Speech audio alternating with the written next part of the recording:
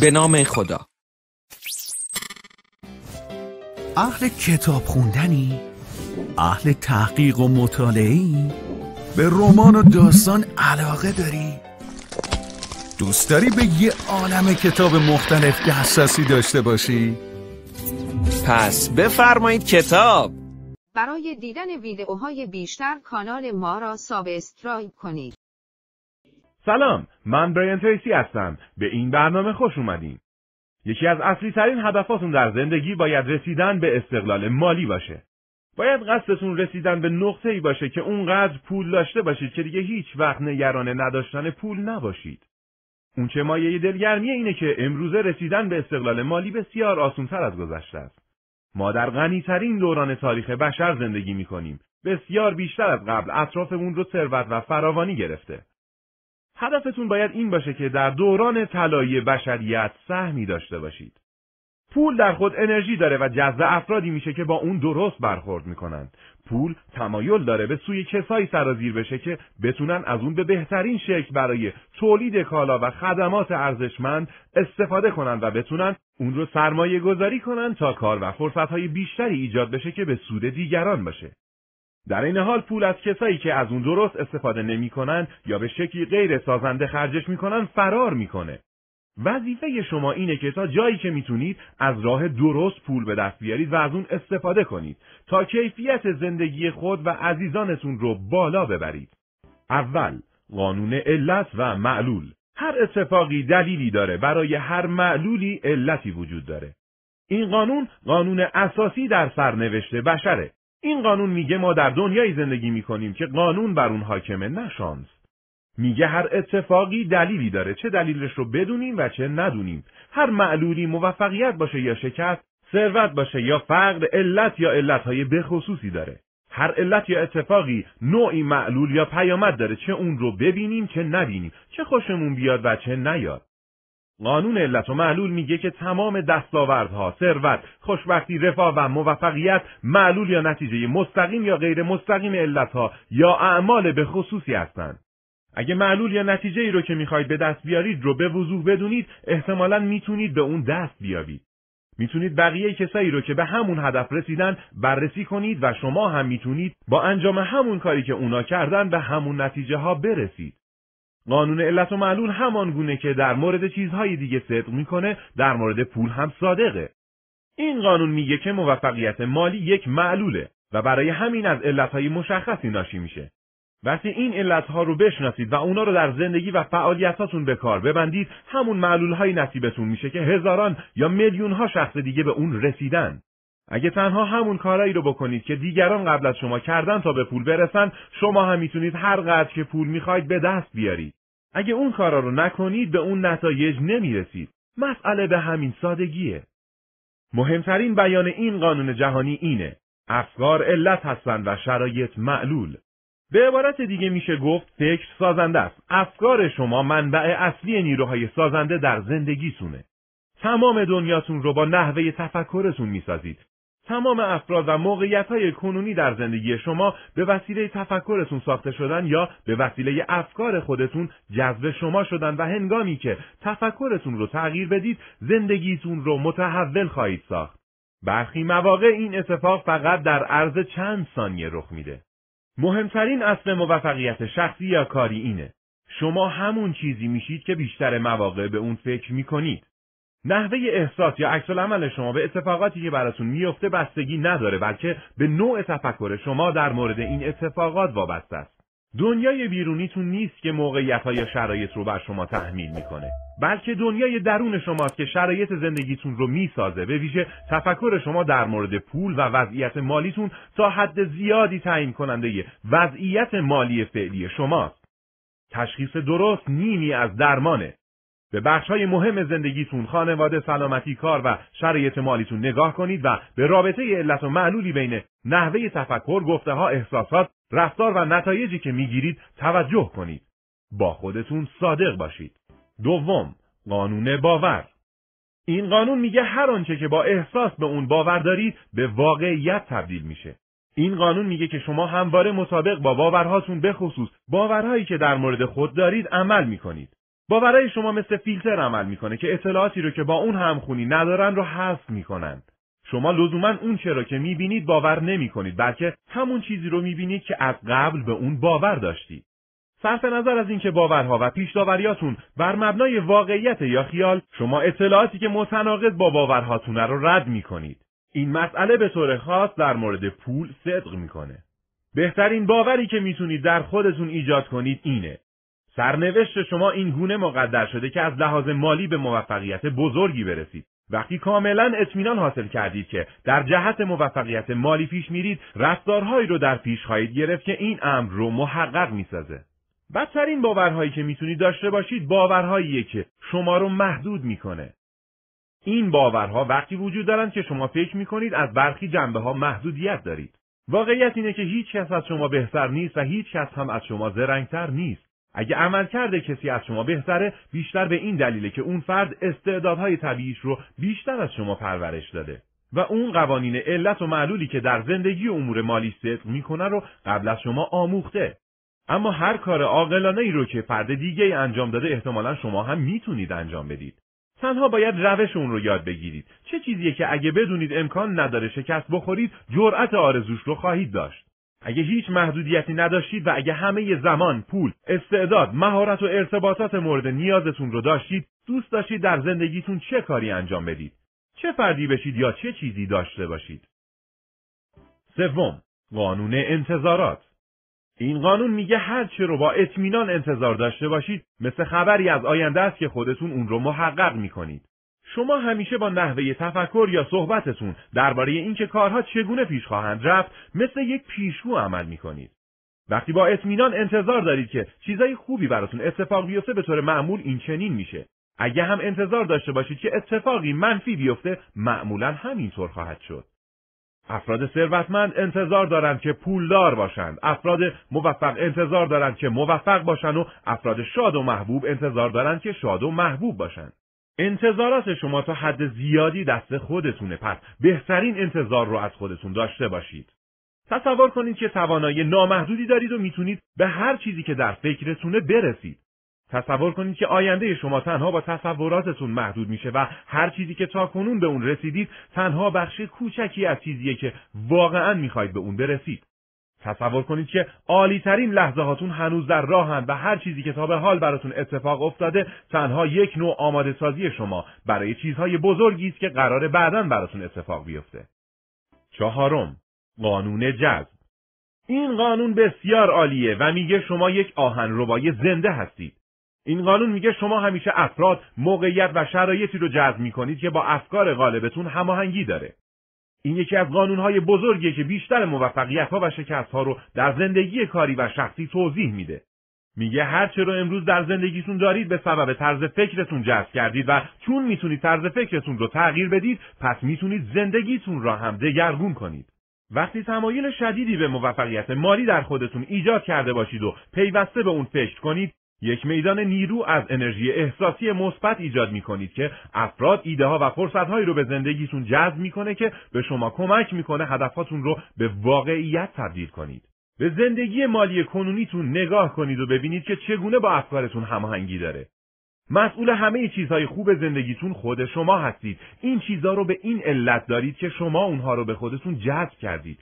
بعد به چیزهایی که در اطراف شما وجود داره و شما از اون خوشتون نمیاد نگاه کنید و مسئولیت کامل اونها را هم به عهده بگیرید. علت وجود اونها نیز خود شما هستید و علت اونها نوعی ضعف در تفکر شماست. این ضعف چیه؟ تصمیم دارید با اون چی کار بکنید. پنجم، قانون هماهنگی. این قانون میگه که دنیای بیرون شما بازتابی از دنیای درونتونه و با الگوی فکری غالبتون هماهنگی داره. این یک اصل فوق‌العاده است. این قانون خوشبختی‌ها و بدبختی‌ها، پیروزی‌ها و شکست‌ها و بزرگی‌ها و حقارت‌ها رو در زندگی توضیح میده. پس از سالها مطالعه در این زمینه هنوز هم در برابر این قانون شگفت زده میشن. گویا در مقابل گرند کانیون، بزرگترین کوه طبیعی آمریکا ایستادن. فقط فکر کنید دنیای بیرون شما از هر نظر بازتابی از دنیای درونتونه. در بلند مدت هیچ چیزی براتون اتفاق نمیفته مگر اینکه با چیزی در درونتون هماهنگ باشه. در نتیجه اگه میخواید چیزی رو در زندگیتون تغییر بدید یا بهبود ببخشید، باید با تغییر جنبه‌های درون ذهنتون کار رو شروع کنید. گاهی به این قانون معادل ذهنی هم میگن. بزرگترین مسئولیتتون در زندگی اینه که معادل ذهنی اون چرا که میخواید در دنیای بیرون تجربه کنید، در درونتون ایجاد کنید. واقعیت اینه که تا وقتی اون رو در درونتون ایجاد نکرده باشید، نمیتونید در دنیای بیرون به اون برسید. زندگیتون تقریباً مثل آینه 360 درجه‌ایه. هر طرف نگاه کنید خودتون رو میبینید. به هر طرف که نگاه کنید خودتون رو میبینید. برای مثال روابطتون همیشه بازتاب اینه که در درونتون چگونه آدمی هستید. طرز برخورد، سلامتی و شرایط مالیتون هم بازتاب این هستند که اغلب اوقات چگونه فکر میکنید. قانون هماهنگی اصل بنیادین اکثر ادیان و مکاتب فکریه. به راستی باید قدر این قانون رو بدونید. چون کلید آزادی و خوشبختی فردیه، کلید موفقیت و کامیابی عظیمه. تنها یک چیز در دنیا هست که میتونید اون رو کنترل کنید و اون هم طرز فکرتونه. به هر حال وقتی کنترل کامل فکرتون رو در دست بگیرید، همزمان کنترل تمام جنبه‌های دیگه زندگیتون را هم در دست خواهید گرفت. اگه فقط درباره چیزایی که میخواید فکر و صحبت کنید و از فکر و صحبت کردن در مورد چیزهایی که نمیخواید اجتناب کنید، معمار سرنوشت خود خواهید شد و دنیاتون رو خودتون خلق خواهید کرد. ششم، قانون فراوانی. این قانون میگه ما در دنیای غنی زندگی میکنیم و در اون برای همه کسایی که به راستی به دنبال پول هستن و حاضرن به قوانین حاکم بر کسب اون عمل کنن، پول کافی وجود داره.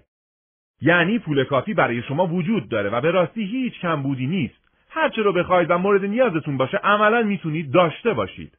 ما در دنیای دست و دلبازی زندگی میکنیم و از هر طرف نعمت‌ها و فرصت‌ها اطرافمون رو فرا گرفته تا هر چی رو میخوایم به دست بیاریم. فکرتون نسبت به کمبود یا فراوانی پول تأثیر زیادی بر پولدار یا پولدار نشدن شما داره. اول برداشت از قانون فراوانی اینه: مردم ثروتمند میشوند چون تصمیم میگیرند ثروتمند بشوند. افراد به این دلیل ثروتمند میشن که اعتقاد دارن توانایی ثروتمند شدن رو دارن و به دلیلی که به این موضوع کاملا اعتقاد دارن مطابق اون عمل میکنن و پیوسته کارهایی میکنن که اعتقاداتشون رو عملی کنن. دومین برداشت از قانون وفور اینه که افراد به این دلیل فقیر هستن که هنوز تصمیم نگرفتن پولدار بشن. در کتاب میلیونر فوری نوشته مارک فیشر، میلیونر پیر از پسری که درباره میلیونر شدن از اون راهنمایی خواسته بود، میپرسه چرا هنوز ثروتمند نیستی؟ این سوال مهمیه که باید از خودتون بپرسید. جوابی که به این سوال میدید چیزای زیادی رو درباره خودتون برای خودتون روشن میکنه. جواباتون باعث میشه که باورهای محدود کننده، تردیدها، ترسها، بهانه‌های همیشگی، دلیل تراشی‌ها و توجیهاتتون آشکار بشه. چرا اکنون پولدار نیستید؟ همه دلایلی که به فکرتون میرسه بنویسید. همراه یه نفر که شما رو به خوبی میشناسه تک تک جواباتون رو بررسی کنید و نظر اون رو هم بپرسید. ممکنه تعجب کنید که بیشتر جواباتون بهانه‌هاییه که به اونها عادت کردید. دلایل بهانه‌هاتون هر چی که باشه میتونید همین الان از شر اونها خلاص بشید.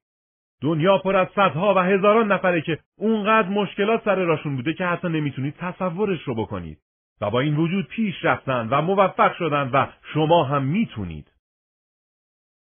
هفتم، قانون مبادله. این قانون میگه پول واسطه‌ایه که مردم از طریق اون کارشون در تولید کالا یا خدمات رو با محصولات و خدمات دیگه مبادله میکنن. قبل از به وجود اومدن پول، مبادله پایاپای وجود داشت. در معادله پایاپای مردم بدون واسطه پول کالاها و خدمات رو به طور مستقیم با کالاها و خدمات دیگران مبادله میکردند. با رشد تمدن‌ها و دردسرساز شدن مبادله پایاپای، مردم فهمیدن که میتونن کالاها یا خدماتشون رو با یک واسطه مانند سکه مبادله کنن که بعد میتونستن اون رو با محصولات و خدمات دیگران تعویض کنن و در نتیجه همه روند مبادله کاراتر میشد. امروزه سر کار میریم و کارمون رو با پول معاوضه میکنیم. سپس از این پول استفاده میکنیم تا حاصل کار دیگران رو بخریم. اولین برداشت از قانون مبادله میگه پول معیاری از ارزشیه که مردم برای کالاها یا خدمات قائل هستند. فقط مبلغی که فرد حاضره برای چیزی بپردازه تعیین کننده ی ارزش اونه. کالاها و خدمات به غیر از مبلغی که کسی حاضره براشون بپردازه هیچ ارزش دیگه‌ای نداره. بنابراین ارزش هر کالا کاملا نسبیه و بستگی به افکار، احساسات، نگرش و نظر خریدار احتمالی در هنگام تصمیم گیری برای خرید داره. دومین برداشت از این قانون میگه کار شما از نظر دیگران یکی از ابزارهای تولید و یکی از موارد هزینه بره. همه ما تمایل داریم کارمون یا عرق جبینمون رو استثنایی و خاص تلقی کنیم، چون به شدت به شخص ما مربوط میشه. کار ما جلوه‌ای از وجود خود ماست. اما تا جایی که به دیگران مربوط میشه کار ما هزینه است. همه ما به عنوان مصرف کننده کالا، کارفرمای خریداری زرنگ میخوایم بیشترین کالا رو با کمترین هزینه به دست بیاریم و اهمیت نمیدیم این حاصل کار چه کسیه. به همین دلیل شما نمیتونید یک قیمت منصفانه یا ثابت روی کار خودتون بذارید. مبلغی که نصیب میشه و ارزشی که از نظر مالی دارید از اینجا تعیین میشه که دیگران حاضرن در یک بازار رقابتی چه مبلغی برای کار شما بپردازن.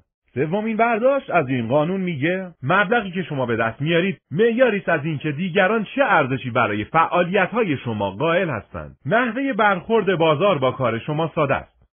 پولی که به شما داده میشه همیشه با 3 عامل نسبت مستقیم داره: کاری که میکنید، کیفیت کاری که میکنید و سختی جایگزین کردن شما با فردی دیگه. پولی که میگیرید به طور مستقیم متناسب با کمیت و کیفیت کارتون در مقایسه با کار دیگران به علاوه ارزشی که دیگران برای کارتون قائل هستند. چهارمین برداشت از قانون مبادله میگه پول یک معلوله نه یک علت. کار یا فعالیتتون در مقایسه با ارزش یک کالا یا خدمات علت و دستمزد، حقوق یا درآمدی که دریافت میکنید معلوله. اگه میخواید معلول یا همون پول افزایش پیدا کنه، علت یا همون ارزشی که به کالا یا خدمات اضافه میکنید رو زیاد کنید. برداشت پنجم قانون مبادله اینه: برای افزایش پولی که به دست میارید باید ارزش کاری رو که میکنید افزایش بدید. برای کسب پول بیشتر باید ارزش بیشتری به محصول بدید. باید دانش یا مهارتتون رو افزایش بدید. عادتهای کاریتون رو بهبود ببخشید. طولانی‌تر و سخت‌تر کار کنید یا خلاقانه‌تر کار کنید یا کاری کنید که به شما امکان بده از تلاش‌هاتون نتیجه و بازده بیشتری بگیرید. گاهی هم باید همه این کارها رو با هم انجام بدید. پردرآمدترین افراد جامعه کسایی هستند که پیوسته در یک یا بیشتر از این زمینه‌ها رشد می‌کنند تا ارزش کاری رو که انجام میدن رو افزایش بدن. هشتم، قانون سرمایه. ارزشمندترین داراییتون از نظر پولی عبارتند از سرمایه جسمی، ذهنی و توانایی شما در کسب درآمد. ممکنه ندونید که ارزشمندترین دارایی شما تواناییتون برای کار کردنه. مگه اینکه همین حالا انسان ثروتمندی باشید. با استفاده کامل از توان کسب درآمدتون میتونید سالی چند میلیون تومان پول وارد زندگیتون بکنید. با استفاده از توان کسب درآمدتون در تولید کالا و خدمات ارزشمند میتونید به میزان کافی پول ایجاد کنید تا بتونید هر چه رو در زندگی میخواید بخرید. میزان درآمد کنونی شما معیار مستقیمی برای اندازه‌گیری میزان رشدتون در زمینه توان کسب درآمد تا به امروزه. اولین برداشت از قانون سرمایه میگه ارزشمندترین دارایی شما زمانتان است. تنها چیزی که برای فروش دارید زمانتونه. مقدار زمانی که وقت صرف می‌کنید و مایه‌ای که در این مدت زمان از خودتون می‌ذارید تا حد زیادی تعیین کننده توان کسب درآمدتونه. ضعف در مدیریت زمان یکی از دلایل اصلی کارایی ضعیف و موفقیت‌های اندک در تمام صنایع. همچنین این مسئله مهمترین مشکل مدیران و فروشندگان در هر رشته‌ایه. دومین برداشتی که از قانون سرمایه میتوان کرد اینه که وقت و پول رو هم میشود خرج کرد و هم میشود سرمایه گذاری کرد. پول و وقتتون تا حد زیادی قابل تبدیل به یکدیگرند. اگه اونا رو خرج کنید برای همیشه از بین رفتن و نمیتونید اونا رو برگردونید و تبدیل به هزینه‌های هدر رفته یا هزینه‌های از دست رفته میشن. از طرفی دیگه میتونید اونها رو سرمایه گذاری کنید که در این صورت بازدهی خواهند داشت که میتونه ادامه پیدا کنه. اگه پولتون رو در جهت کسب آگاهی و مهارت بیشتر سرمایه گذاری کنید میتونید ارزشتون رو بالا ببرید. با افزایش تواناییتون در جهت کسب نتایج بهتر برای خودتون و دیگران توان کسب درآمد و پولی که به دست میارید رو افزایش میدید که این گاه تا پایان دوره کاریتون ادامه پیدا میکنه. یکی از زیرکانه ترین کارهایی که میتونید بکنید اینه که هر ماه 3% از درآمدتون رو برای رشد شخصی و کاری خودتون و برای بهتر شدن در مهمترین کارهایی که انجام میدید سرمایه گذاری کنید. بیشترین سودی که میتونید از پولتون ببرید اینه که بخشی از وقت و پولتون رو دوباره روی تواناییتون برای کسب درآمد بیشتر سرمایه گذاری کنید.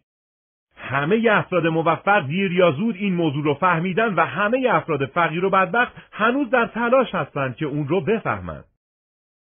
سومین برداشتی که میتوان از قانون سرمایه کرد این چنینه: یکی از بهترین زمینه‌های سرمایه‌گذاری وقت و پولتون اینه که اون رو در جهت افزایش توان کسب درآمدتون صرف کنید. هدف برنامه‌ریزی راهبردی سازمانی اینه که نسبت بازده سرمایه‌تون یا همون ROE رو افزایش بدید. لازمه این کار سازماندهی و باز سازماندهی فعالیت‌های سازمانی تا شرکت نسبت به پولی که روی اون سرمایه‌گذاری کرده سود بیشتری به دست بیاره. سرمایه شخصی شما در زندگی کاری شما دارایی‌های ذهنی و عاطفیتونه. پس وظیفه شما اینه که از سرمایه انسانیتون بالاترین بازده رو بگیرید تا نسبت بازده انرژی خود رو افزایش بدید. فعالیت‌هایی که در کارتون بیشترین زمان رو میبرن مشخص کنید. زمان بیشتر و بیشتری روی کارهایی که بهترین نتایجی که میتونید برای کارهایی که بیشترین نفع رو برای سازمان داره صرف کنید. مدام دنبال روش‌هایی باشید که بازده انرژی شما رو افزایش بده. 9. قانون آینده نگری در مورد زمان. این قانون میگه موفق‌ترین افراد در هر جامعه کسایی هستند که در تصمیم گیری‌های روزانه‌شون دوره زمانی درازی رو در نظر میگیرند. هرچه فردی در یک اجتماع بالاتر میره، آینده نگری اون در مورد زمان یا افق زمانیش نیز بلندتر میشه. افرادی که در بالاترین سطوح اجتماعی و اقتصادی هستند، امروز تصمیم‌هایی میگیرند و فداکاری‌هایی میکنند که ممکنه تا سالهای زیاد و حتی تا پایان عمرشون هم به نتیجه نرسه. افرادی که آینده نگری بلند مدت دارن حاضرن بهای موفقیت رو مدت‌ها قبل از رسیدن به اون بپردازن. در مورد عواقب انتخاب‌های مالیشون که 10، 15 و حتی 20 سال آینده ممکنه مشخص بشه فکر میکنن. متاسفانه مردمی که در پایین‌ترین سطوح اجتماعی هستن کوتاه مدت‌ترین نگرش زمانی رو دارن. بیشتر توجهشون به لذت آنی متمرکزه و معمولا رفتارهای مالیشون به گونه‌ایه که قطعاً در بلند مدت منجر به بدهکاری، فقر و مشکلات مالی میشه و معمولا در کوتاه مدت نیز همین گونه است. از همون روزی که شروع کنید به در نظر گرفتن پیامدهای احتمالی کارهاتون در بلند مدت از نظر اجتماعی و مالی شروع به ترقی میکنید. وقتی شروع میکنید به تفکر بلند مدت و زندگی و اولویت‌های مالیتون رو با در نظر گرفتن هدفها و آرزوهای آینده سازماندهی میکنید، کیفیت تصمیماتتون بهبود پیدا میکنه و تقریباً بلافاصله زندگیتون شروع به بهتر شدن میکنه. اولین برداشت از قانون آینده نگری بازگو کننده این موضوعه. به تعویق انداختن لذت‌ها کلید موفقیت مالیه. توانایی شما در تسلط برخورد، کنترل شخصی و خودداری شخصی، فداکاری در کوتاه مدت تا بتونید در بلند مدت از پاداش‌های بزرگتری بهره مند بشید، نقطه شروع در ایجاد نگرش زمانی بلند مدته. این نگرش برای هر نوع موفقیت مالی ضروریه. دومین برداشت از قانون آینده نگری اینه: انضباط شخصی مهمترین خصیصه‌ایه که موفقیت بلند مدت رو تضمین میکنه. سالها پیش آلبرت هابرد انضباط شخصی رو این گونه تعریف کرد: توانایی وادار کردن خودتون به انجام کاری که باید بکنید و در زمانی که باید بکنید، چه دوست داشته باشید و چه دوست نداشته باشید. تواناییتون در اینکه خودتون رو عادت بدید تا بهای موفقیت رو پیشاپیش بپردازید و به این کار ادامه بدید تا به هدفتون برسید، نشونه واقعی یک انسان برنده است. برداشت سوم قانون آینده نگری میگه فداکاری در کوتاه مدت بهایی است که میپردازید تا در بلند مدت اطمینان خاطر داشته باشید. واژه کلیدی در اینجا فداکاریه.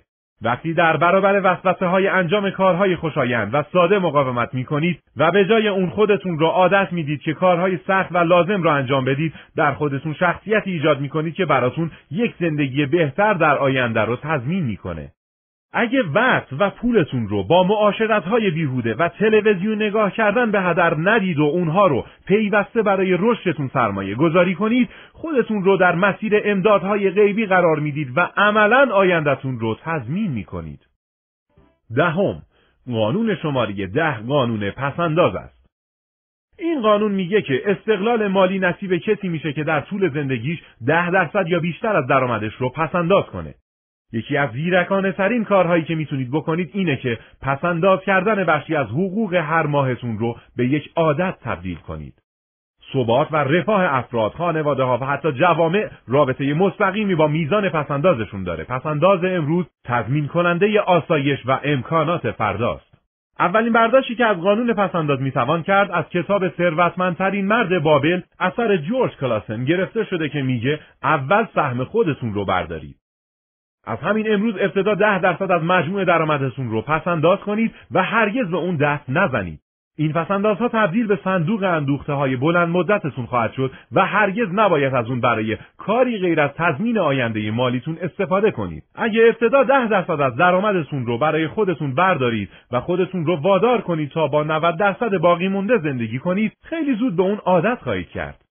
شما موجودی هستید که سریع عادت می‌کنید. وقتی به طور مداوم 10% از درآمدتون رو کنار بگذارید، خیلی زود با اون کنار میایید و زندگی با 90% باقی مانده براتون عادت میشه. بسیاری از افراد با پس‌انداز کردن 10% از درآمدشون شروع میکنند و بعد به پس‌انداز 15, 20 و حتی بیشتر میرسند و در نتیجه زندگی مالیشون به طور چشمگیری تغییر میکنه. زندگی مالی شما هم تغییر خواهد کرد. برداشت دومی که میتوان از قانون پس‌انداز کرد اینه: باید از طرح‌های پس‌انداز و سرمایه‌گذاری که معافیت مالیاتی دارند استفاده کنید. به سبب نرخ بالای مالیات، پس‌انداز یا سرمایه‌گذاری که مالیات از اون کسر نمیشه 30 تا 40% سریعتر از پول مشمول مالیات رشد میکنه. پس باید در صندوق‌های بازنشستگی و اوراق قرضه سرمایه‌گذاری کنید. همین امروز شروع کنید و 10% از درآمدتون رو کنار بگذارید. یک حساب مخصوص برای این کار افتتاح کنید و در واریز پول به این حساب به صورت ماهانه به اندازه پرداخت اجاره خونه و قسط بانک جدی باشید. هیچ وقت اون رو فراموش نکنید. اگه فعلا بدهکار هستید و 10% براتون خیلی زیاده، با پس‌انداز 1% از درآمدتون شروع کنید و با 99% باقی مانده زندگی کنید. وقتی به زندگی با 99% از درآمدتون عادت کردید، میزان پس‌اندازتون رو به 2% افزایش بدید. در طول زمان این میزان رو به 10, 15 و حتی 20% از درآمدتون برسونید. در این صورت آینده مالیتون تضمین خواهد شد. 11. قانون حفظ پول. این قانون میگه آینده مالی شما بستگی به این داره که چقدر پول نگه می‌دارید، نه اینکه چقدر پول در میارید. خیلی از افراد در طی زندگی کاریشون پول زیادی به دست میارن. بعضی وقتا در دوره‌های رونق اقتصادی از حد توقع خودشون هم فراتر میرن و بیشتر از اونچه که فکر میکنن پول در میارن. معیار واقعی این که چقدر خوب عمل میکنید اینه که چه مقدار از پولی رو که در میارید نگه میدارید. افراد موفق در مورد کنار گذاشتن مبالغی پول به طور منظم و زودتر پس دادن وام‌هاشون در دوره رونق اقتصادی بسیار حساسن تا هر وقت اقتصاد یا کسب و کار دچار رکود شد اندوخته‌ای کنار گذاشته باشند. تمام دارایی واقعی فعلیتون رو محاسبه کنید، اموالتون رو فهرست کنید و ببینید اگه بخواید به سرعت اونا رو نقد کنید هر کدام چقدر میارزن. همه صورت حساب‌ها، بدهی‌ها و وام‌هاتون رو جمع بزنید و اونا رو از دارایی‌هاتون کم کنید تا مبلغ خالص دارایی فعلیتون رو به دست بیارید. حالا مبلغ خالص داراییتون رو به تعداد سال‌هایی که کار کردید تقسیم کنید. عددی که به دست میارید برابر مبلغ خالصیه که هر سال به دست آوردید، منهای هزینه‌های زندگیتون. حالا سوال اینه که آیا از اون راضی هستید؟ اگه از مبلغی که هر سال از زمان شروع به کارتون کسب کردید و از مبلغی که حفظ کردید راضی نیستید، همین امروز دست به کار بشید و چاره‌ای برای اون بیندیشید. همین امروز شروع کنید و به شیوه دیگری عمل کنید. 12. قانون پارکینسون. این قانون میگه مخارج بالا میروند تا با درآمدها هماهنگی داشته باشند. قانون پارکینسون یکی از معروف‌ترین و مهمترین قانون‌های پول و ثروت‌اندوزیه. سالها قبل برای اولین بار یک نویسنده انگلیسی به نام سی نورتکوت پارکینسون این قانون رو بیان کرد که توضیح میده چرا بیشتر مردم در زمان بازنشستگی بی پول هستند. این قانون بیان میکنه که مردم صرف نظر از میزان درآمدشون تمایل دارن همه درآمد و حتی کمی بیشتر از اون رو خرج کنن. مخارجشون پا به پای درآمدشون بالا میره. بسیاری از افراد امروزه درآمدی چند برابر درآمد مشاغل اولشون دارن. اما به نظر میرسه هر یک تومن اون رو نیاز دارن تا سطح فعلی زندگیشون رو حفظ کنن. هر قدر هم که پول در بیارن به نظر میرسه کمه. اولین برداشتی که میتوان از قانون پارکینسون کرد اینه که استقلال مالی در اثر نقض قانون پارکینسون به دست میاد. فقط زمانی شروع میکنید به اندوختن پول و جلو افتادن از اکثریت مردم که در خودتون اراده کافی ایجاد کنید تا در برابر وسوسه خرج کردن تمام درآمدتون مقاومت کنید. دومین برداشت قانون پارکینسون اینه: اگه اجازه بدید میزان افزایش مخارجتون در حدی کمتر از افزایش درآمدتون باشه و باقی مانده اون رو پس‌انداز یا سرمایه گذاری کنید، در زندگی کاریتون به استقلال مالی میرسید. کلید اصلی اینه. من نامش رو سرعتگیر گذاشتم. اگه بتونید بین افزایش درآمدتون و افزایش هزینه‌های زندگیتون سرعتگیر بگذارید و باقی مانده اون رو پس‌انداز و سرمایه‌گذاری کنید، میتونید با افزایش درآمدتون به بهبود زندگیتون ادامه بدید. با نقض آگاهانه قانون پارکینسون در نهایت به استقلال مالی خواهید رسید. از این به بعد تصمیم قاطع بگیرید که 50% هر افزایشی رو که از هر منبعی در درآمدتون ایجاد میشه پس‌انداز و سرمایه‌گذاری کنید. یاد بگیرید که با بقیه‌اش زندگی کنید. 50% هر مبلغی رو که از هر منبعی میگیرید پس‌انداز کنید. به این ترتیب باز هم 50% دیگه‌اش باقی میمونه تا با اون هر کاری که میخواید انجام بدید. 13. قانون ستایی. این قانون میگه استقلال مالی 3 پایه داره: پس‌انداز، بیمه و سرمایه‌گذاری. یکی از مسئولیت‌های مهمی که نسبت به خود و افراد تحت تکفلتون دارید اینه که به تدریج دور خودتون یک دژ مالی بسازید. وظیفه شما اینه که این دژ رو بسازید و در اون بمونید تا از ناامنی‌های مالی که اکثر مردم تجربه می‌کنند در امان باشید. برای رسیدن به این هدف باید نسبت درستی از دارایی‌هاتون رو در هر کدام از این 3 بخش نگه دارید: پس‌انداز، بیمه و سرمایه‌گذاری. اولین استنباطی که میتوان از قانون ستایی کرد اینه: برای امنیت کامل در برابر مسائل غیر منتظره لازم پس‌انداز نقد شدنی معادل مخارج عادی 2 تا 6 ماه رو داشته باشید. اولین هدف مالیتون باید این باشه که به اندازه‌ای پول پس‌انداز کنید که اگه تا 6 ماه هم منبع درآمدتون رو از دست دادید، باز هم پول کافی داشته باشید که زندگیتون رو بگردونید. همین که این مبلغ پول رو پس‌انداز کرده در یک حساب سپرده‌گذاری کوتاه مدت پرسود بگذارید یا اوراق مشارکت بخرید، به شما احساس اطمینان و آرامش درونی فوق‌العاده‌ای خواهد بخشید. اینکه بدونید چنین پولی رو کنار گذاشتید باعث میشه بسیار موثرتر از وقتی باشید که نگران حقوق بعدی یا خرید خانه هستید. استنباط دوم قانون ستایی اینه: باید به اندازه کافی خود رو بیمه کنید تا برای هر اتفاق اضطراری که براش پولی در حسابتون ندارید آمادگی داشته باشید. همیشه به اندازه کافی خود رو بیمه کنید تا در شرایط اضطراری که نمیتونید هزینه‌اش رو پرداخت کنید از خودتون محافظت کرده باشید. بیمه درمانی کافی داشته باشید تا مخارج خودتون و سایرین رو در هر اضطرار پزشکی تأمین کنید. اتومبیلتون رو بیمه شخص ثالث و بیمه بدنه کنید. بیمه عمر داشته باشید تا اگر اتفاق ناگواری براتون افتاد افراد تحت تکفلتون تأمین باشند. شاید عمیق‌ترین نیاز یا خواسته فطری بشر میل به امنیت باشه و شما بدون بیمه کافی خطراتی رو میپذیرید که توان مالیش رو ندارید. استنباط سوم قانون ستایی این است: هدف نهایی مالیتون باید این باشه که اونقدر سرمایه جمع کنید که درآمد حاصل از سرمایه‌گذاری هاتون بیشتر از درآمدی بشه که میتونید از شغلتون داشته باشید. زندگیتون به طور کلی 3 قسمت داره که البته با هم همپوشانی دارن. 1. سالهای یادگیری که رشد و تحصیل میکنید. 2. سالهای حقوق بگیری که تقریباً از 20 سالگی تا 65 سالگی است. 3. سالهای مستمری بگیری که میتونید بازنشسته بشید و امید به زندگی امروزه به طور متوسط حدود 80 ساله که البته این عدد در حال افزایشه. ساده‌ترین و مؤثرترین راهکار مالی اینه که در طول زندگی کاریتون پس‌انداز و سرمایه گذاری کنید تا اینکه درآمد حاصل از سرمایه گذاری هاتون بیشتر از درآمدی بشه که میتونید از شغلتون داشته باشید. در این مرحله میتونید کم کم از شغل عادیتون بیرون بیاید و بیشتر وقتتون رو به اداره سرمایه هاتون اختصاص بدید. به نظر میاد این یک راهبرد بسیار ساده برای برنامه‌ریزی یک عمره، اما جالبه که تعداد کمی از مردم اون رو دنبال میکنن و تعداد زیادی از مردم به سن 65 سالگی میرسن در حالی که اندوخته ناچیزی دارند. امروزه دارایی خالص یک فرد بازنشسته در آمریکا به طور متوسط حدود $31,000 به اضافه حقوق بازنشستگیشه. نگذارید این مسئله برای شما هم اتفاق بیفته. 14. قانون سرمایه گذاری. این قانون میگه قبل از سرمایه گذاری باید تحقیق کنید.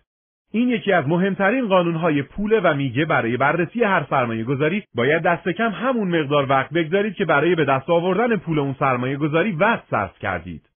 هرگز سعی نکنید زود با پولتون خداحافظی کنید. برای کسب اون به سختی کار کرده و برای اندوختنش وقت زیادی صرف کردید. قبل از اینکه تعهدی برای سرمایه گذاری بدید، همه جنبه‌های اون رو کاملا بررسی کنید. به دنبال روشن شدن کامل و دقیق همه جزئیات باشید. در مورد سرمایه گذاری در هر زمینه‌ای اطلاعات صادقانه، دقیق و کافی بخواید. اگر هر گونه نگرانی یا تردیدی داشتید، احتمالاً نگه داشتن پولتون در بانک یا به صورت اوراق مشارکت بهتر از صرف اون در سرمایه گذاری پرخطر یا پذیرش خطر از دست دادن اونه. اولین برداشت از قانون سرمایه گذاری اینه: تنها کار آسان در مورد پول از دست دادن آن است. پول در آوردن در یک بازار رقابتی دشواره، اما از دست دادن اون یکی از ساده ترین کارهایی که میتونید انجام بدید. یک ضرب المثل ژاپنی میگه پول در آوردن مثل کندن زمین با میخه، در حالی که از دست دادن پول مانند ریختن آب روی شنه. دومین برداشت از این قانون جمله میلیاردر خودساخته ماروین دیویسه که پاسخ مصاحبه‌گر مجله فوربیز در مورد قواعدش در مورد پول در آوردن گفت: پول در آوردن یک قانون ساده داره و اون اینه که پول رو از دست ندهید. او میگه اگه احتمالش هست که پولتون رو از دست بدید، از همون اول پول رو ندهید. این قانون اونقدر مهمه که باید اون رو بنویسید و جایی بگذارید که جلوی چشمتون باشه. بارها و بارها اون رو بخونید و دوباره بخونید. پولتون رو بخشی از زندگیتون بدونید. باید ساعتها، هفته‌ها و حتی سالها از وقتتون رو بدید تا پولی برای سرمایه گذاری و پسنداز در بیارید. این زمان رو نمیتوان جایگزین کرد. بخشی از عمر گرانبهای شماست که برای همیشه رفته. اگه تنها کاری که شما میکنید این باشه که به جای از دست دادن پولتون اون رو محکم نگه دارید، همین کار به تنهایی میتونه رسیدن به امنیت مالی رو براتون تضمین کنه. به یاد داشته باشید که پولتون رو از دست ندهید. سومین برداشت از قانون سرمایه گذاری این چنینه: اگه فکر میکنید که اشکالی نداره کمی از پولتون رو از دست بدید، احتمالاً در نهایت پول زیادی رو از دست خواهید داد. طرز فکر کسی که گمان میکنه پول کافی داره تا خطر از دست دادن مبلغ کمی رو بپذیره اشتباهه. یک مثل قدیمی هستش که میگه احمق و پولش زود از هم جدا میشن. یک مثل دیگه میگه وقتی یک فرد با تجربه با یک فرد پولدار ملاقات میکنه، فرد پولدار صاحب تجربه میشه و فرد با تجربه صاحب پول. همیشه از خودتون بپرسید اگه تمام پول یک سرمایه گذاری نامطمئن رو از دست بدید چه اتفاقی خواهد افتاد؟ آیا میتونید عواقبش رو تحمل کنید؟ اگه نمیتونید از همون اول سرمایه گذاری نکنید. برداشت چهارم قانون سرمایه گذاری اینه: سرمایه‌تون رو فقط به افراد کارکشته‌ای بدید که سوابق موفقی در سرمایه گذاری پول خودشون داشتن. هدف شما باید این باشه که سرمایه‌تون رو فقط به دست کسایی بدید که چنان سابقه درخشانی در امور مالی داشته باشن که خطر از دست دادن پولتون به طور چشمگیری کم بشه. پول رو از دست ندید. هر وقت دیدید وسوسه میشید به سراغ این قانون برگردید و تصمیم قاطع بگیرید که آنچه رو دارید محکم نگه دارید. فقط روی چیزهای سرمایه گذاری کنید که کاملا از اونها سر در میارید و به اونها اعتقاد دارید. در امر سرمایه گذاری فقط نظر کسانی رو بپرسید که با پیروی از نظر خودشون به موفقیت مالی رسیدن. 15. قانون سود مرکب.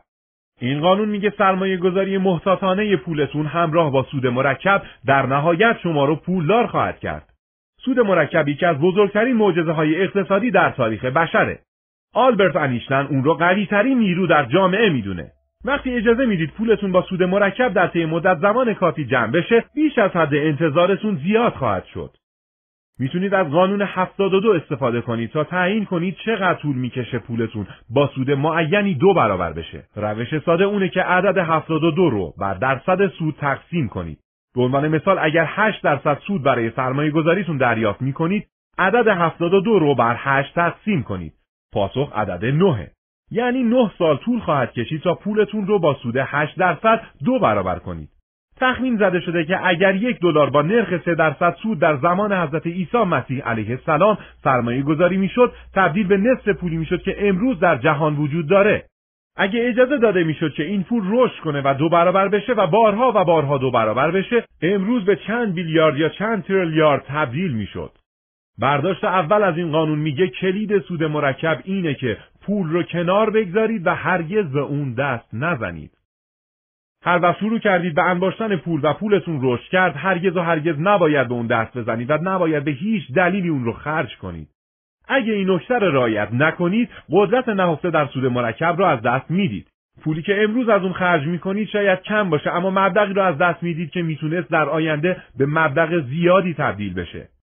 اگه به حد کافی زود شروع کنید و به طور منسجم سرمایه گذاری کنید و هیچ وقت سراغ اندوخته هاتون نرید و به معجزه سود مرکب اعتماد کنید، ثروتمند خواهید شد.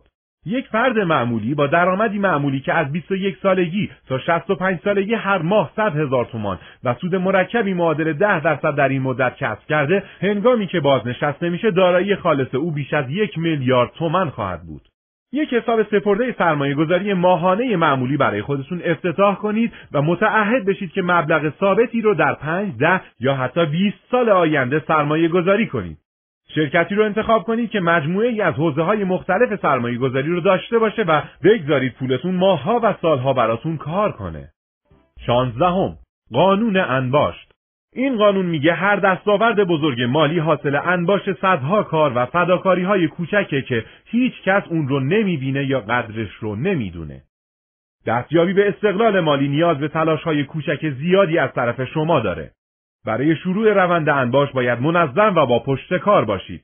بایستی مدت زمانی بسیار طولانی اون رو ادامه بدید. در ابتدا شما تغییر یا تفاوت اندکی خواهید دید. اما به تدریج تلاش‌هاتون ثمر خواهد داد. کم کم شروع می‌کنید به پیشی گرفتن از افرادی که وضعیتی مشابه شما دارند. وضعیت مالی شما بهبود خواهد یافت و بدهیاتون از بین خواهد رفت.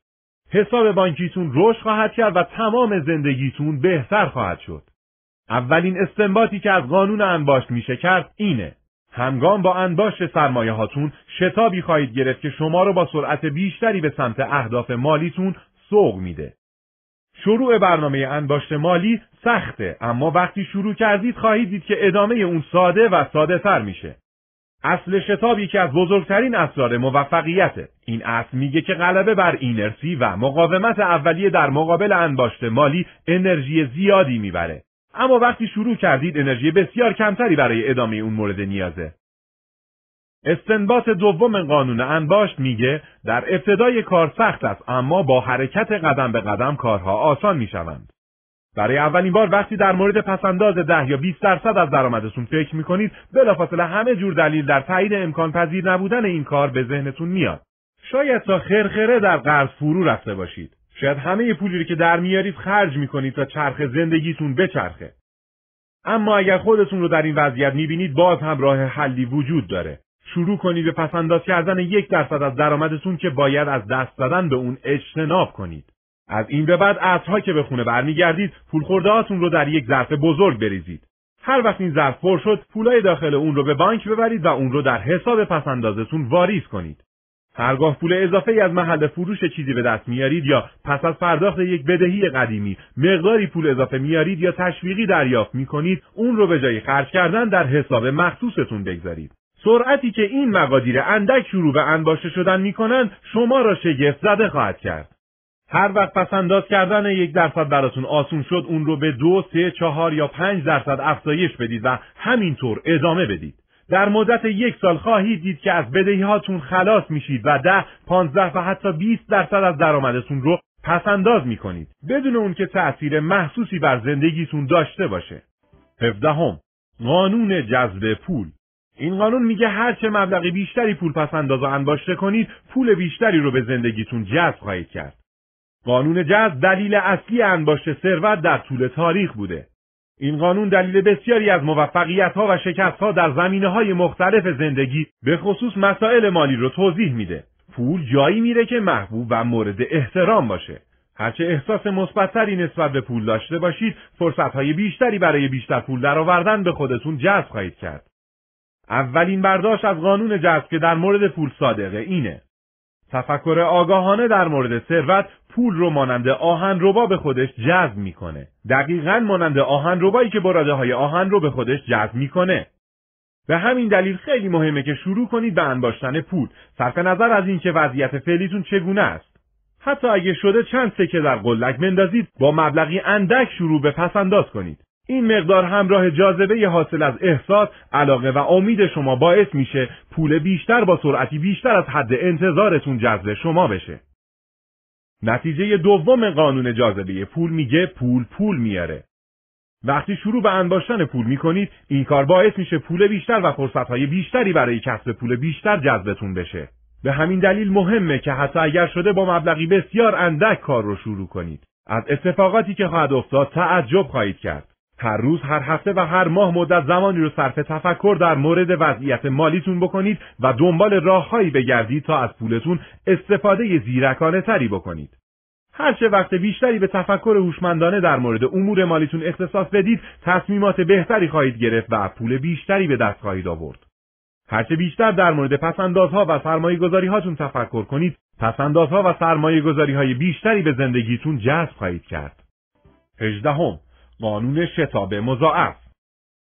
این قانون میگه هرچه سریعتر به سمت آزادی مالی حرکت کنید، آزادی مالی هم سریعتر به سمت شما حرکت خواهد کرد. هرچه پول بیشتری انباشته میکنید و هرچه موفقیت‌های بیشتری کسب کنید، به نظر میاد پول و موفقیت بیشتر با سرعت بیشتر و از منابع مختلف به سمت شما حرکت خواهند کرد. همه افرادی که امروزه از نظر مالی موفق هستند، قبل از اینکه اولین فرصت واقعیشون رو به دست بیارن، تجربه تلاش بسیار سخت و گاهی چندین ساله‌ای داشتند. اما پس از اون فرصت‌های بیشتر و بیشتری از منابع مختلف به سمت اونها سرازیر شد. مشکل اصلی بیشتر افراد موفق اولویت بندی فرصت‌هایی است که از هر طرف به سوی اونها سرازیر میشن. برای شما هم به زودی همین اتفاق خواهد افتاد. اولین استنباط از قانون شتاب مضاعف اینه که دست کم 80% از موفقیت شما در 20% زمان پایانی که صرف می‌کنید به دست میاد. این یک کشف بزرگه.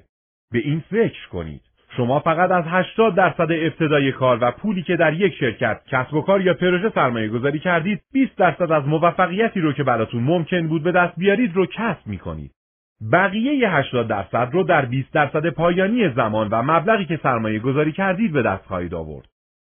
پیتر لینچ، مدیر سابق شرکت سرمایه گذاری ماجلان که یکی از موفق‌ترین شرکت‌های سرمایه گذاری در تاریخه، گفته که بهترین سرمایه گذاری‌ها اونهایی بود که مدت زمان زیادی طول کشید تا به ثمر برسه. او معمولاً سهام شرکت‌هایی رو می‌خرید که چندین سال به ارزش اونها افزوده نشده بود، اما پس از اون قیمتش 10 یا 20 برابر افزایش می‌یافت. این سیاست او در انتخاب سهام در بلند مدت باعث شد وی در نهایت به یکی از موفق‌ترین و پردرآمدترین مدیران مالی در آمریکا تبدیل بشه. 19. قانون بازار سهام. این قانون میگه که ارزش یک سهام عبارتند از کل درآمد انتظار از اون سهام که به قیمت امروز محاسبه شده. معنی این حرف اینه که یک سهم از کل سهام به منزله یک سهم از مالکیت یک شرکته. این سهم صاحبش رو در تمام مزایا و ریسک‌های مالکیت اون شرکت سهیم میکنه، از جمله سودها، ضررها، افزایش ارزش سهام، کاهش ارزش اون، مدیریت خوب یا بد و افزایش یا کاهش تقاضای کالاها یا خدماتی که شرکت تولید میکنه و به فروش میرسونه.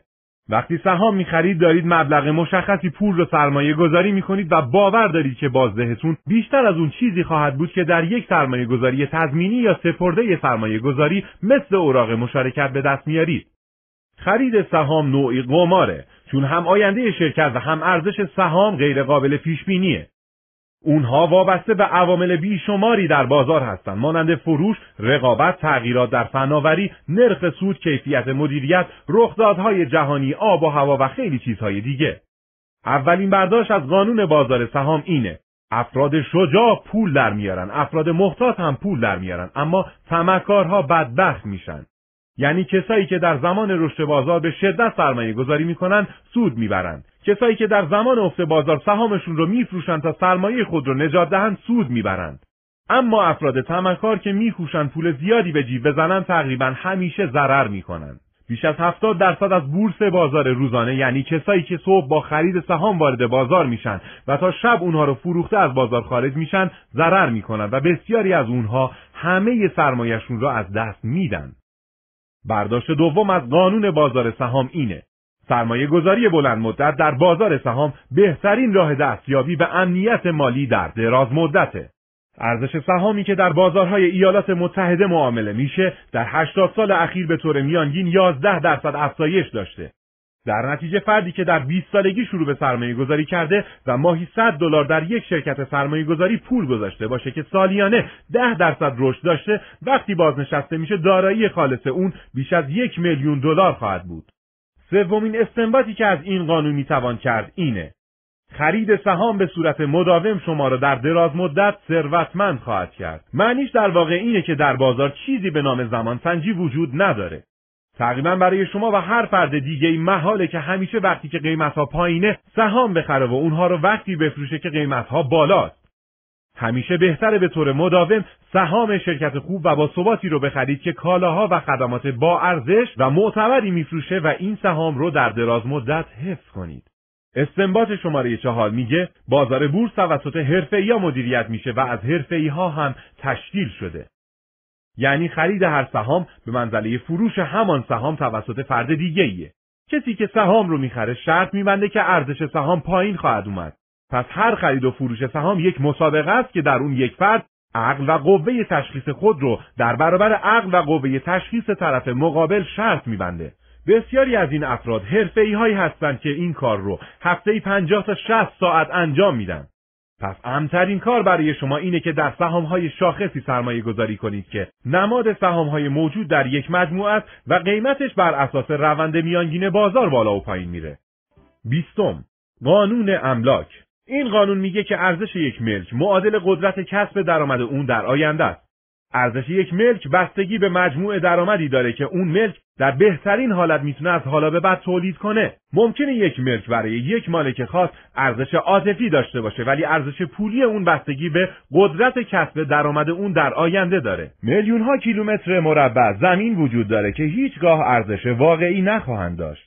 مانند بیابان‌ها که هیچگاه قدرتی برای کسب درآمد نخواهند داشت و از اونا نمیتوان برای ایجاد درآمد، تأمین مسکن یا رفع نیازی از نیازهای بشر استفاده کرد. در مناطق وسیعی از بسیاری از شهرهای بزرگ دوره رشد و ساخت و ساز تمام شده و احتمالاً دیگه بر نخواهد گشت. به همین دلیل ارزش ملک در این مناطق در حال کاهشه. همه روزه برخی از افراد خانه‌ها و املاکشون رو به قیمتی کمتر از قیمت خریدشون میفروشن و خانه‌های تعداد دیگه‌ای از مردم توسط بانک مصادره میشه، چون قدرت درآمدزایی و جذابیت این املاک کم شده و در نتیجه ارزششون هم پایین اومده. اولین برداشت از قانون املاک اینه: در زمان خرید ملک است که سود میبرید و وقتی اون رو میفروشید این موضوع رو درک میکنید. این موضوع خیلی مهمه. خرید یک ملک با قیمت و شرایط مناسب به شما امکان میده که بعداً اون رو با سود بیشتری بفروشید. خیلی از افراد فکر میکنن که موقع فروش ملکشون سود میبرن، صرف نظر از اینکه چطور و به چه قیمتی اون رو خریدن. در صورتی که قضیه برعکسه. به این میگن خرید درشکه قبل از خرید اسب. هرچه در مورد یک ملک دقیق‌تر تحقیق کنید و پیشنهاد خرید سنجیده‌تری بدید، احتمال اون که معامله‌ای نصیبتون بشه که بعد بتونید اون رو با سود بفروشید بیشتره. استنباط دوم از قانون املاک اینه: 3 کلید در انتخاب ملک عبارتند از موقعیت، موقعیت و موقعیت. هر ملکی برای خودش منحصر به فرده و روی زمین فقط یک ملک مثل اون وجود داره. تواناییتون برای انتخاب ملکی در یک محل عالی تقریبا بیشتر از هر تصمیم دیگه‌ای که میتونید بگیرید تأثیر بیشتر بر قدرت کسب درآمد اون ملک در آینده داره. سومین استنباط از قانون املاک میگه ارزش املاک تا حد زیادی به فعالیت‌های اقتصاد عمومی، تعداد مشاغل و سطح حقوق‌ها در اون منطقه بستگی داره. این موضوع در انتخاب یک محله یا منطقه برای سرمایه‌گذاری اهمیت زیادی داره. به طور کلی نرخ افزایش قیمت املاک 3 برابر میزان رشد جمعیت و 2 برابر نرخ تورمه. وقتی در یک منطقه‌ای در حال رشد سریع ملک می‌خرید، تقریباً میتونید مطمئن باشید که رشد قیمتش بالاتر از حد متوسط خواهد بود. برای مثال امروزه در برخی نواحی به دلیل افزایش در استخدام افراد در حوزه‌های تکنولوژی و حقوق بالا، ارزش ملک 5 یا 10 برابر چند سال پیش شده. مهمترین عوامل مؤثر بر ارزش املاک در هر منطقه عبارتند از میزان شکل‌گیری کسب و کارهای جدید و رشد اقتصادی در مناطق مجاور. همین امروز تصمیم بگیرید که ملکی رو به نیت سرمایه‌گذاری بخرید. تنها راه یاد گرفتن سرمایه‌گذاری در املاک اینه که عملاً یک مالک بشید و بعد معلومات و مهارتاتون رو به کار بگیرید تا ارزش ملکتون رو بالا ببرید. 21. قانون اینترنت. این قانون میگه اینترنت وسیله‌ایه برای تبادل سریع انواع مختلفی از اطلاعات. تمام انقلاب‌ها در زمینه فناوری اینترنت بر یک موضوع تمرکز داره که اون افزایش سرعت و قابل اعتماد بودن اطلاعات مهم تبادل شده بین طرف‌های ذی‌نفعه. هر رشد و توسعه‌ای که در فناوری اینترنت وجود داره راهی برای افزایش سرعت برای این تبادلاته. اولین برداشت از قانون اینترنت اینه: 3 کلید موفقیت در اینترنت اینه: سریعتر، ارزانتر و آسانتر. امروزه مثل گذشته نیست و مردم عجله دارن. همه میخوان اون چیزی که دوست دارن و ارزونترین قیمت به ساده ترین نحو و با حد اکثر راحتی به دست بیارن. شرکت‌های موفق اینترنتی شرکت‌هایی هستن که کالا و خدماتشون رو سریعتر، ارزونتر و ساده‌تر از رقیباشون عرضه میکنن. یک شرکت اینترنتی برای بقا و رشد خود باید هر 3 عامل رو داشته باشه: برداشت دوم از قانون اینترنت اینه: ارزش یک شرکت اینترنتی با ارزش اطلاعاتی که ارائه میکنه نسبت مستقیمی داره. هرچه تأثیر فوری مالی یا شخصی کالاها، خدمات و یا اطلاعاتی که یک شرکت اینترنتی به مشتریش ارائه میکنه بیشتر باشه، ارزش اون شرکت بیشتره. شرکت‌های اینترنتی زیادی وجود دارند که اطلاعات، کالاها و خدماتی ارائه می‌کنند که ارزش و محبوبیت کمی دارند و فقط تعداد اندکی از فروشندگان و خریداران بالقوه اونا رو خریداری می‌کنند. سومین برداشت از قانون اینترنت میگه ارزش واقعی اطلاعات برابر بهاییه که مردم حاضرن مقابلش بپردازن. امروز استفاده اصلی از اینترنت پیدا کردن سریع اطلاعات در مورد موضوعات مختلفه و چون بسیاری از سایت‌های اینترنتی اطلاعات مجانی ارائه می‌کنن، فروختن اطلاعات در اینترنت بسیار مشکله. در واقع به دلیل شدت بالای رقابت در اینترنت، شرکت‌ها باید مقدار زیادی اطلاعات مجانی بدن تا فقط بتونن برای سایتشون مراجعانی جذب کنن که ممکنه به خرید کالای خدماتشون علاقه پیدا کنن. تنها چیزی که در مقابل ارائه خدمات مجانی نصیبتون میشه تقاضا برای خدمات مجانی بیشتره.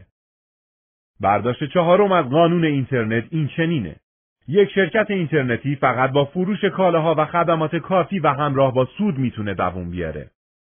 از این نکته برمیاد که یک شرکت اینترنتی باید یک کالا یا خدمات رو همراه سود بفروشه و سودش رو بین سهامدارانش تقسیم کنه. به سبب رقابتی که امروز بین میلیون‌ها شرکت اینترنتی وجود داره، هزینه جلب یک مشتری برای یک خرید حدود $250. ممکنه لازم باشه یک خریدار چندین مرتبه از یک شرکت خرید کنه تا فقط هزینه اولیه برای پیدا کردن این خریدار جبران بشه. تا اون موقع ممکنه این شرکت اینترنتی پولش تمام شده و کسب و کارش تعطیل شده باشه. خب، اجازه بدید این قانون‌های پول رو برای رسیدن به موفقیت مالی تا آخر عمر رو در 4 کلید اساسی خلاصه کنم. اول اینکه تا جایی که میتونید پول در بیارید. هر کاری که ممکنه انجام بدید تا در رشته خودتون سرآمد بشید تا به دلیل کارتون پول بسیار خوبی به شما پرداخت بشه. دومین کلید پول اینه که تا جایی که میتونید خوب از پولتون مراقبت کنید. به یاد داشته باشید که در دراز مدت مهم نیست چقدر پول در میارید، بلکه مهم اینه که چقدر پول نگه میدارید. در برابر خواسته بیشتر مردم مبنی بر گرایش طبیعی به هدر دادن و خرج کردن‌های هوسی مقاومت کنید و مثل اونهایی نباشید که هر چقدر هم درآمد داشته باشن آخر ماه جیبشون خالیه. سومین کلید پول اینه که هزینه‌های زندگیتون رو کنترل کنید و کاهش بدید. همیشه در هر کاری که میکنید دنبال موقعیتی برای صرفه جویی باشید. اقلام گران کمتر بخرید. تصمیم گیری برای خریدهای مهم رو 1 روز، 1 هفته و حتی 1 ماه به تأخیر بندازید تا وقتی در نهایت تصمیمتون رو میگیرید تصمیم درستی باشه. همه افراد ثروتمند در مورد پول و مخارجشون بسیار با ملاحظه هستند و همین باعث شد که ثروتمند بشن. بالاخره 4مین کلید شما اینه که پولتون رو حساب شده سرمایه گذاری کنید و تلاش کنید پولتون با حد اکثر سرعت ممکن رشد کنه. به دلیل معجزه سود مرکب همراه با خرید بلند مدت و مداوم سهام میتونید با پسنداز و سرمایه گذاری 10 تا 20% از مجموع درآمد ماهیانه‌تون در طول چند سال ثروتمند بشید. امروز دوره فوق‌العاده‌ای برای زندگی کردنه. در هیچ برهه‌ای امکان نداشته که بیشتر از امروز پول در بیارید. بیشتر پسنداز کنید، بیشتر بیاندوزید و سریع پولتون رو افزایش بدید. وظیفه شما اینه که از طیف وسیع موقعیتایی که در اختیارتون هستن بهره کامل ببرید. وظیفه شما اینه که این قانونها رو برای تحقق سرنوشت مالیتون به کار ببندید و در دوران کاریتون ثروتمند بشید. ممنون از اینکه به این برنامه گوش دادید. اگه واقعا برای میلیونر خودساخته شدن جدی هستید، قدم بعدی اینه که به این ایده ها عمل کنید. من برای شما برنامه ویژه‌ای تدارک دیدم که در حال حاضر میلیونرهایی رو در آمریکا و کانادا و در تمام جهان ساخته است.